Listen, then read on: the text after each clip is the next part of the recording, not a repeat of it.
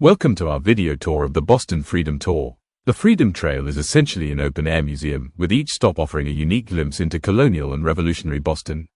All you need to do to follow the trail is follow the red bricks or painted line. It takes between 2 and 4 hours to complete depending on how many stops you explore inside.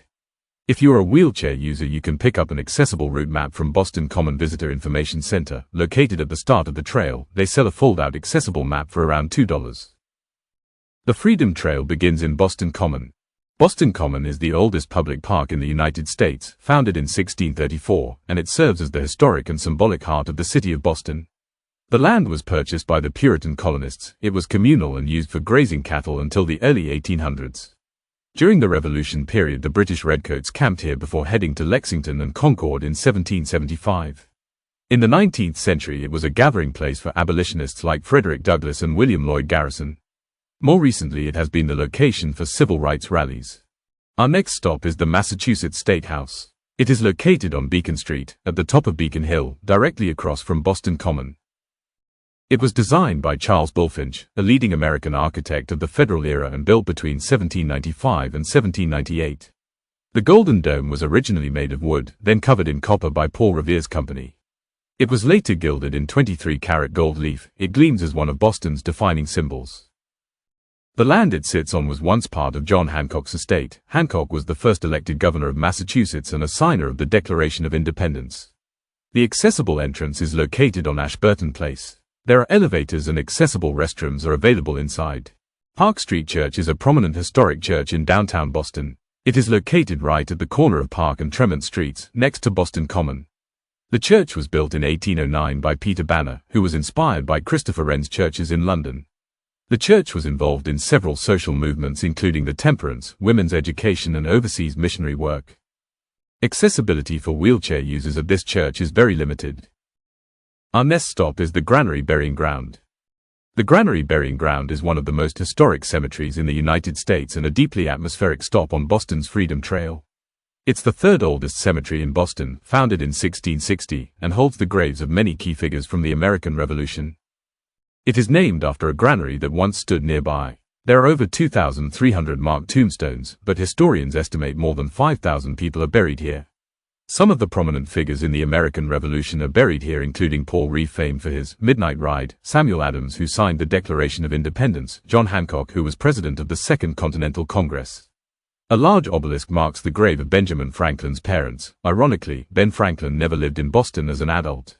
But probably the most poignant grave is that of Crispus Attucks. The first casualty of the Revolution was of African and Native American descent, a reminder of Boston's diverse revolutionary history.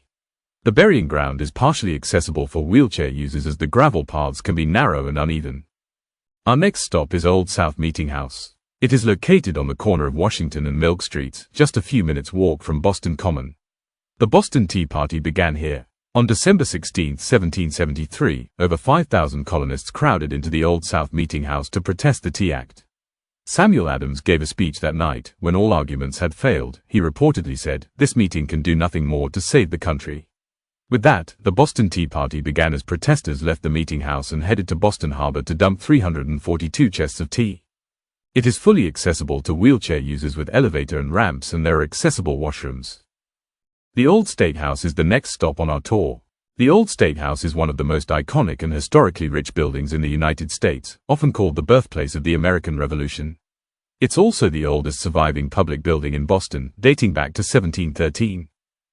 On July 18, 1776, just days after it was signed in Philadelphia, the Declaration was read to Bostonians for the first time from the building's east-facing balcony. Afterward, the crowd tore down the royal emblems, a symbolic break from British rule. Just steps from the building's front door, on March 5, 1770, British soldiers fired into a crowd, killing 5 civilians. The event escalated tensions and fueled revolutionary sentiment. A cobblestone ring on the ground today marks the exact spot of the massacre. The next stop on the Freedom Trail is Faneuil Hall. It is one of Boston's most famous historic landmarks, often called the Cradle of Liberty, for its role in the lead-up to the American Revolution. Peter Faneuil, the wealthy merchant who built the hall, made his fortune in part through the slave trade, a fact that has led to modern debates about how the site should be interpreted or renamed. The building burned down in 1761 and was rebuilt with donations from Boston citizens. A large statue of Samuel Adams stands just outside, marking his powerful oratory here. The Paul Revere House is the oldest surviving structure in downtown Boston and one of the most atmospheric stops on the Freedom Trail. It offers a rare glimpse into colonial life and tells the story of Paul Revere, one of the most famous figures of the American Revolution. Who was Paul Revere? A silversmith, engraver, and political activist. Best known for his midnight ride on April 18, 1775, when he warned colonial leaders that British troops were on the move. Member of the Sons of Liberty and involved in many revolutionary events, including the Boston Tea Party. His network of riders and intelligence work helped coordinate colonial resistance. The house is only partially accessible to wheelchair users. The Old North Church is one of the most legendary landmarks on the Freedom Trail, best known for its role in Paul Revere's midnight ride and the iconic signal, 1 if by land, 2 if by sea. It is the oldest surviving church building in Boston, still standing as a beacon of American history and faith. The people behind the signal were Robert Newman, the church sexton, and Captain John Pulling, a vestryman, are believed to have climbed the steeple and hung the lanterns. This act of defiance was very risky, using the church, which was associated with Loyalist Anglicanism, made the signal especially bold. The USS Constitution, affectionately nicknamed Old Ironsides, is the world's oldest commissioned warship still afloat and a living symbol of American naval history and resilience. She's docked in Boston at the Charlestown Navy Yard. Why is it called Old Ironsides? During the War of 1812, the Constitution earned her nickname in a famous battle against the British ship HMS Guerriere.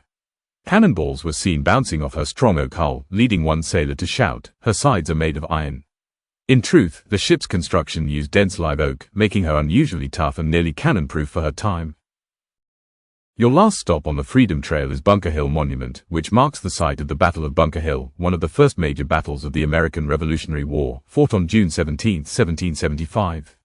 Though technically a British victory, the battle showed that colonial forces could stand up to the powerful British Army, and it galvanized support for the revolution. Did you know that the famous phrase, "Don't fire until you see the whites of their eyes," was attributed to multiple colonial officers in this battle, and this showed their need to conserve ammunition? We hope you have enjoyed this tour of the Freedom Trail. If you have enjoyed this video, please like, comment and share it. Please follow or subscribe to our channel. We have some great offers on wheeliegoodtravelcompany.com.